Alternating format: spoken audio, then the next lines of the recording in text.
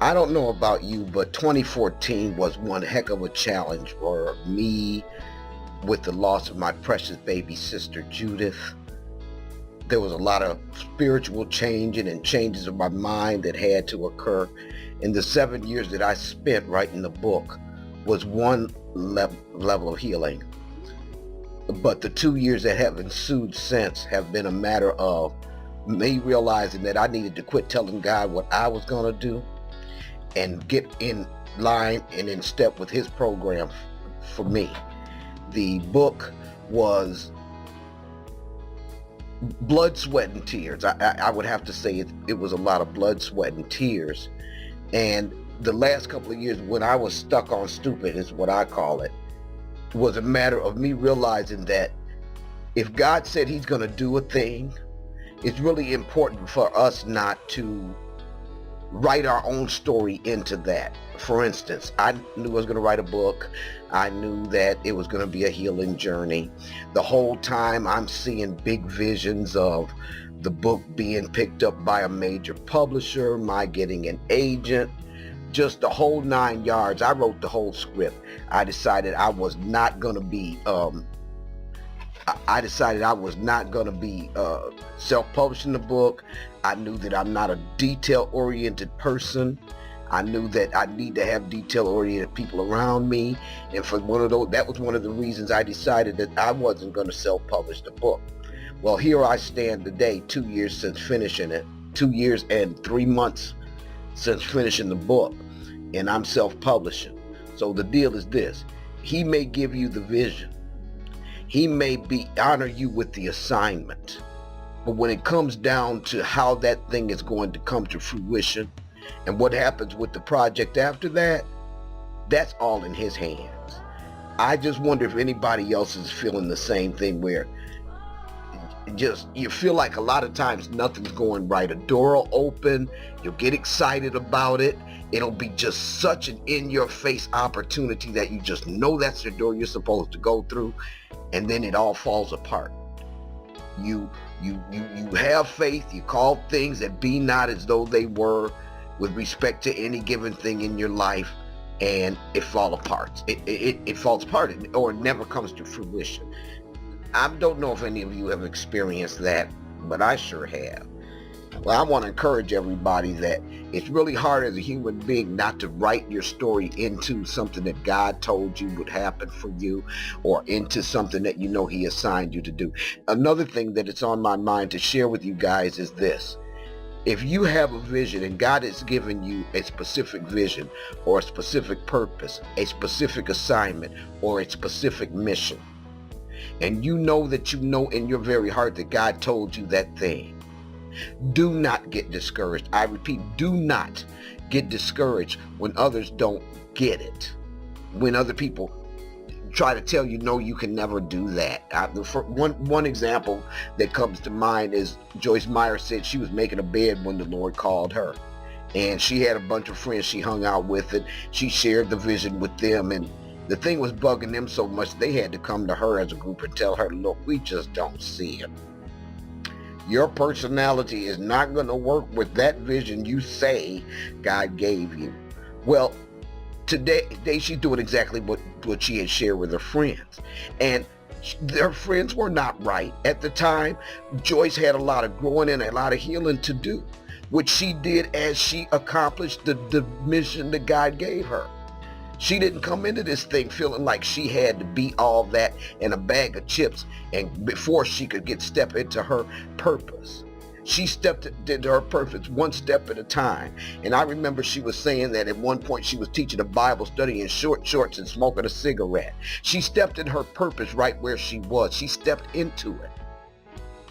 She didn't wait until she had it all together. She didn't wait until she had completely healed. She didn't wait until she understood the things that she understands now. So her friends at the time were not incorrect about her vision. They could not see it because they saw the Joyce that had been twisted up by life circumstances. They weren't even seeing the true Joyce. Joyce didn't even know the true Joyce. So if you know that God has called you to do something, I encourage you to do it. When I started writing the book, every other word in the very first 3 paragraphs were curse words. Every other one. And I'm going to tell you the truth. I didn't give a flying rip. It was my book. I was going to write that book. I was going to be raw with it. I wanted everybody to see the rawness of what I was experiencing in my life, and I didn't care who didn't like it. And I even had the point of view that if religious people couldn't deal with it, oh well. I wanted that book to be real and raw. But as I grew and as I healed, layer by layer by layer, that the curse words came out, my whole focus changed. The focus became making sure that the people that God had designed that book to help would be able to read it and be edified by it, rather than to see Linda all over every page. So when I started writing the book, I wasn't there either. Anybody would tell you, when I had maybe the first part of the first chapter written, and I would read it to people, and I'd read it with the curse words in it. Didn't care, please. But I'm a different person today. So I'm encouraging you that if God has called you to do something, you know that's your purpose. I'm asking you to just step into it one step at a time as he guides you. It doesn't matter who doesn't see you that way. God sees you the way he created you, and that's all she wrote. The pencil broke. That's all it is. And by the time that thing is complete and it's time for you to move to the next step in it, you'll be where you need to be at that point. But we've got to stop thinking that we've got to pull ourselves together and get ourselves good enough for God. Because guess what? If we could do it by ourselves, then him on the cross would be a waste of dadgum time. We cannot do this on our own. We can't do it by ourselves. And he knew that when he created you. He knew what you were going to go through. He knew I was going to be stuck on stupid. He knew it would take me a while to get it. He knew that I didn't see myself the way he created me. And he knew that before it was over with, I would begin to know who that Linda was. I'm encouraging you that that's what you need to do. Just if he told you to write a book, pen to paper, write what you can when you can.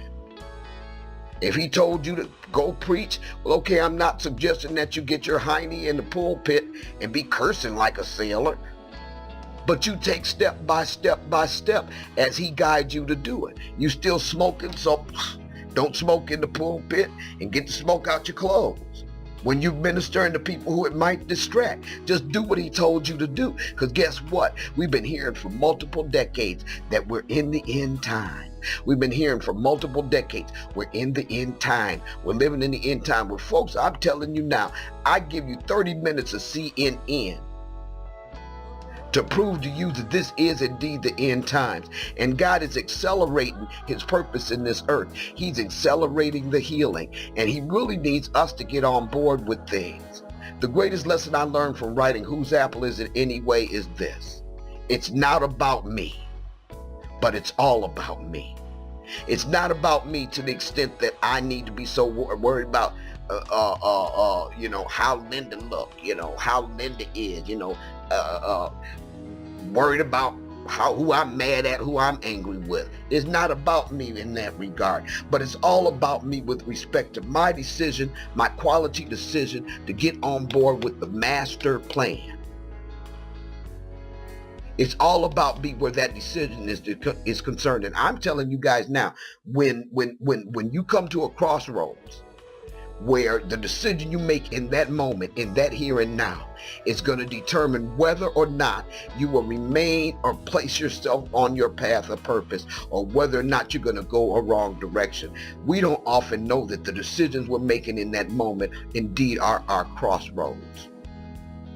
The children of Israel stood smack dab in face of the promise that had been made to multiple generations of their ancestors, and they didn't even see it. I mean, just imagine that. There's God stood facing a defiant nation of his people. His back is to the promised land, and they're facing it, and he's having to disqualify. Nope, you all just denied destiny. Wander around in the wilderness another 40 years. You ain't ready. And we hear that story, and we've heard that story, and we've read that story. But I wonder how many of us get that. It broke God's heart to have to do that. He didn't get any pleasure in the promise that he had made to Abraham being denied by the very people that were there. The very generation that would reap that promise couldn't see through their bondage. They left Egypt, but they took the fear-soaked, rebellion-soaked ribbons of that bondage into the Exodus with themselves, and it blinded them to the promise. Look, I'm going to end this with this because I don't want to talk too long, but I want you to know two things about destiny. Number one, it's never going to look the way you think it does. I didn't have writing a book on my bucket list. I never aspired to be a writer, but here I am writing. I didn't aspire to return to Michigan. I left home when I was 18 and said I would never return to Michigan. Here I sit, been here for the last 20 plus years. First of all, destiny is never going to look the way you think it will. And secondly, because destiny comes out of the very heart of God, God's creative purpose for you. It's your birthright. Your destiny is what God put you here for. It's all about your fulfilling your vision and your mission and your purpose and reaping that destiny that God had in his heart when he thought you up. And because your destiny comes out of the very heart of God, and we know that he is relentless. He doesn't relent on his promises. He's not getting knocked around by wind or circumstance and situation. He is who he is. He says what he says, and you can believe he's not going to flip the script on that. That being the case, destiny cannot deny you, but you can deny destiny. This is Who's Apple a Day. I'm Linda Williams.